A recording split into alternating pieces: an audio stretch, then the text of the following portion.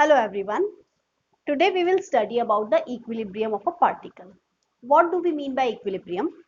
Equilibrium means that if net force is zero,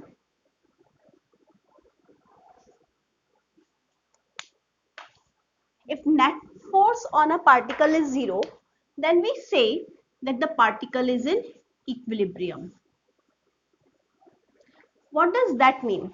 Technically, net force zero means you can say that if we have a body having two forces, this is the particle, we have this F1 force acting this way, we have this F2 force acting this way.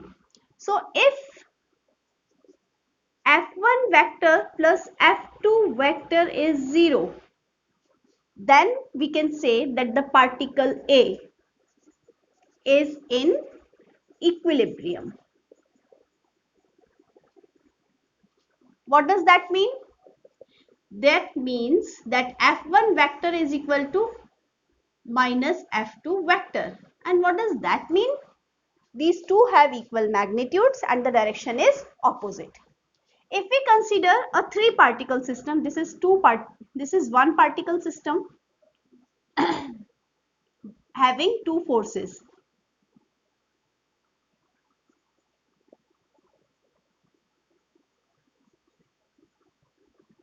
Acting on it.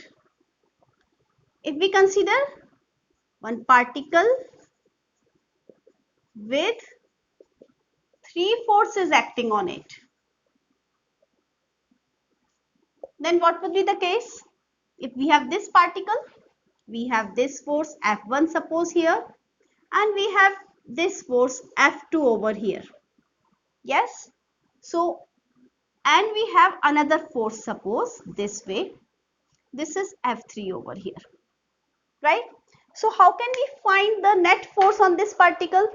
First of all, we can take any two vectors. We can find their resultant. So, we are taking F1 and F2. Their resultant by this parallelogram law will be this way. So, if we say that this is F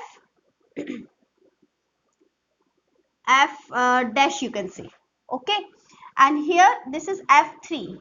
So if we have to find the resultant of F dash and F3 now, if this resultant is 0, then we can say the resultant of all the three is 0. So that means we can write F dash is equal to F1 plus F2 vector, right?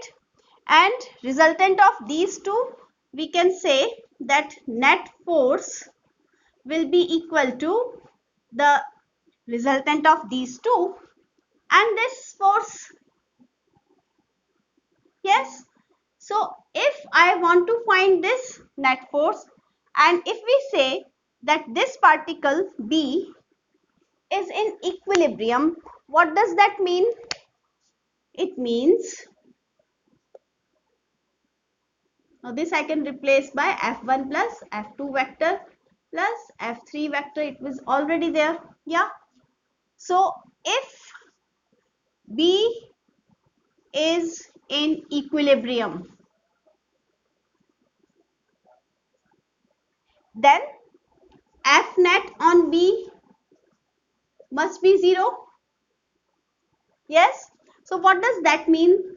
That means that F1 plus F2 plus F3 is 0. Yes.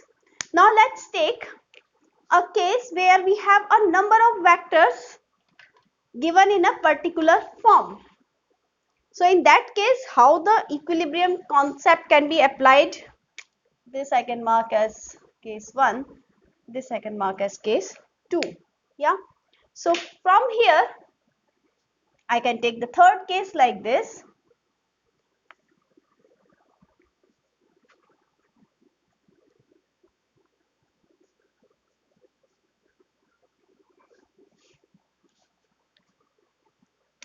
I'm taking three vectors. Suppose I have this vector, right? This vector somewhere and this vector. So look at the arrows. F1 arrow is like this, second arrow is like this, and the third vector is like this.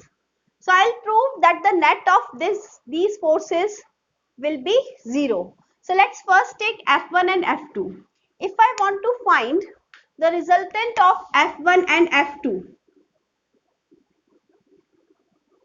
this will be the resultant of F1 and F2 by triangle law. So we can say that if we have this F1 and if we have this F2, yeah, so this is your F dash. So F dash is equal to resultant of F1 and F2 vector. Yes, and we know that a third vector F3 is just opposite to it. The direction is opposite and the magnitude same as this one. So what will be the resultant of these two? We know that this vector is F3. Now from here, first we will find the resultant of these two, which is F dash, and then we will find the resultant of F dash and F3. Yeah, so F net is equal to F dash plus F3 vector. Yes, it is clear that the magnitude of F dash is equal to magnitude of F3, and directions are opposite. So therefore, F net in this case is equal to 0. Similarly, we can find the net force in case of many more vectors. If we have this one vector, this and this. So these vectors will also have a net force 0. Why? So if we say this is F1 vector, this is F2 vector, this is F3 vector, this is F4 vector, right? So obviously by the same concept, their resultant is, their F1 and F2's resultant is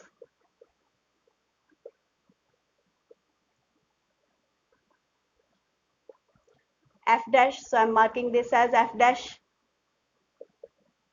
F dash and F3 resultant is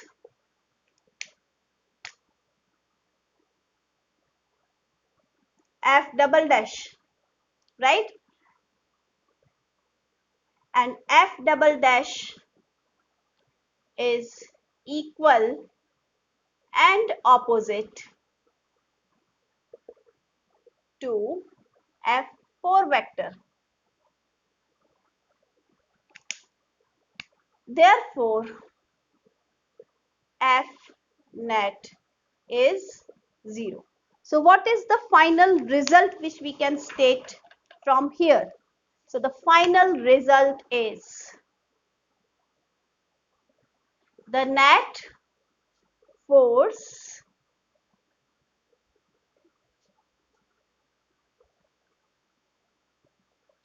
on a polygon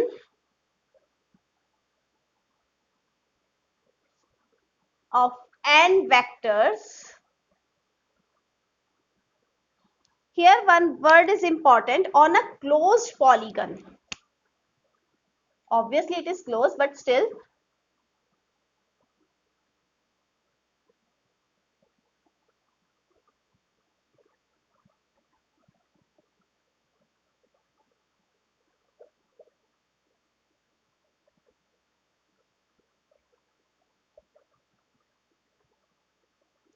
of n vectors taken in same order is 0. So this we have proved in the case of triangle and a polygon with 4 sides. So this is all about the equilibrium of a particle. That means whenever we have net force 0, That means it shows that it is in equilibrium. This implies equilibrium. Yes. Now, when we talk about equilibrium, what do we mean by it? See, one thing is clear, that whenever there is an equilibrium, net force is zero. But just recall the Newton's first law. When net force is zero, what can you say about the motion of a particle? By Newton's first law, whenever net force is zero, the body continues to remain in its original state. So, for equilibrium, if a body is at rest, so will remain at rest, right? And if a body is in motion, therefore it will move with uniform velocity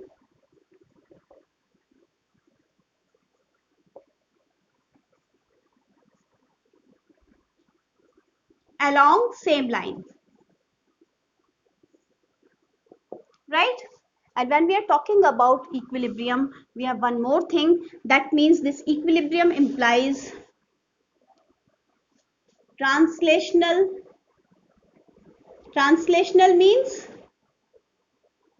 linear motion, and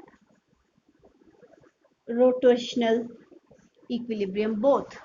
So neither the body will move along a straight line nor it will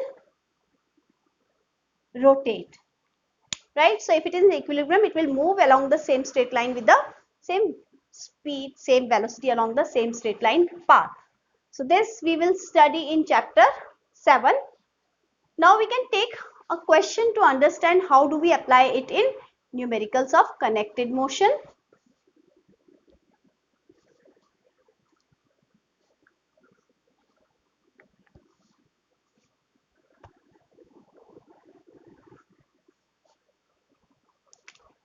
Let's take a question. Determine the tensions T1 and T2 in the strings.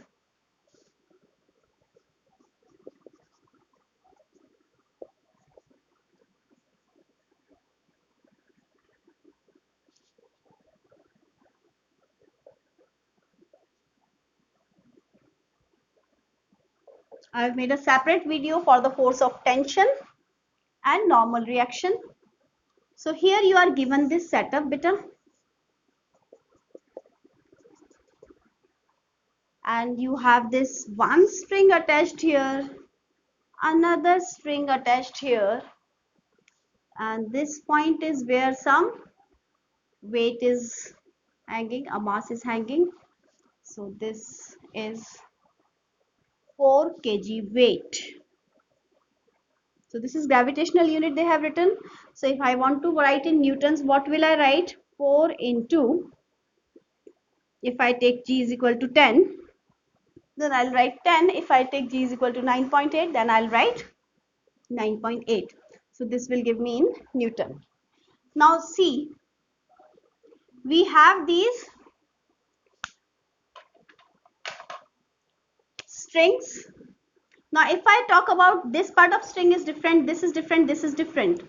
So we know that the tension is always marked away from the body. If I mark tension for this, so this will be tension, this will be tension T. They have already given that this tension and this tension are T1 and T2. So this is T2 and this is T1. So if this is T1, T1, so I can mark this as T3. Yes. Now I'm talking about equilibrium. Equilibrium means net force is zero. So if I'm talking about net force zero, that means net force along x direction is zero. Net force along y direction is zero. And net force along z direction is 0. Now look at the figure. We have this are vertical. This we are taking as horizontal. So this is already along horizontal. We need not to find its components. But this is oblique, so we will find its components. Right? Now for that we need to draw two free body diagrams. There is a separate video for free body diagrams also. So if I mark this point as A and this point as B. So I can draw free body diagram for point A and point B. Now for this tension, this is oblique. I'll have to find its components. I'm drawing first the free body diagram of A. So what is this? This is your tension T1. This is tension T2. And this is tension T3. If I draw for B, this is the weight which is acting downwards. This is 4 into 9.8. What is the upward force? This is tension T3. Now in this case we have just vertical, so there is no problem in this case. But in this case we have this oblique force tension. So if I mark that the angle, this is given in the question, that this angle is 60 degree. So in this case we'll use some mathematics. If this is 60 degree with vertical, with this horizontal, then this is 90. 90 plus 60 is 150. So this angle will be 30 degree. This we have calculated. So I can find the components of the tension along this direction and this direction. This is 30 degree. So what will be its component along horizontal direction? This is T1 sine 30 and this is T1 cos 30. Now I can draw a equivalent diagram. So this will be T1 cos 30. This will be T1, this will be T3 only, and this is T1 sine 30 and this is T2. I hope this is clear. Now for equilibrium, let's take the figure, this figure as figure 1 and this is figure 2. From figure 1,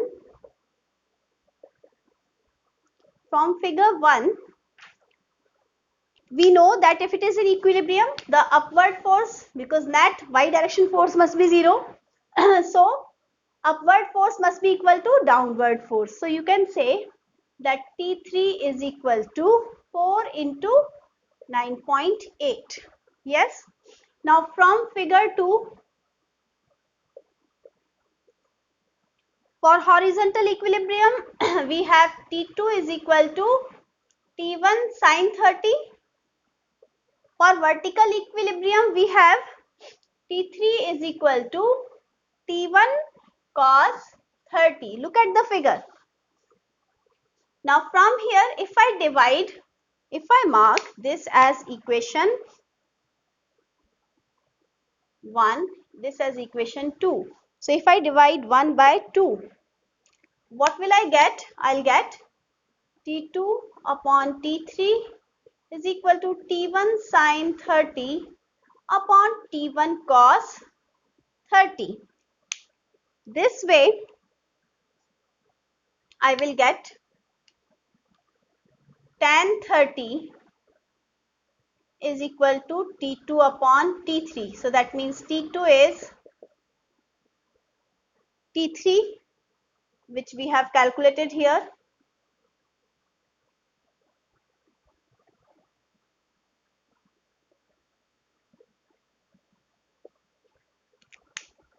This is equation 3. T3 we have already calculated, so I forgot to mark this equation. So let's mark this as equation 4. So from 4 in 3. I can write T2 is equal to T3 means 4 into 9.8 into tan 30. Sin 30 is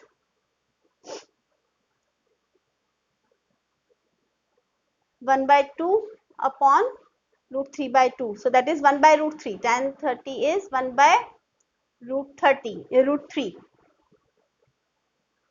Yeah. So this is the tension T2 which we can calculate.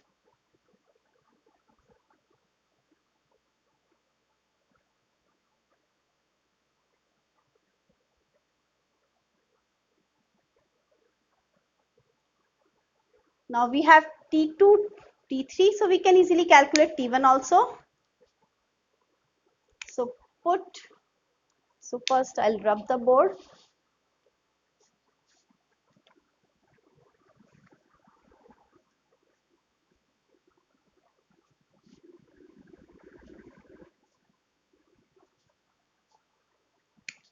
So from 2 and 4, from 2 and 4, I can write 4 into 9.8 is equal to T1 cos 30. So T1 is 4 into 9.8 upon cos 30 is root 3 by 2. So this is whatever it is. So this is in Newton. This is also in Newton. So this solves our question for now, right? Thank you and have a nice day.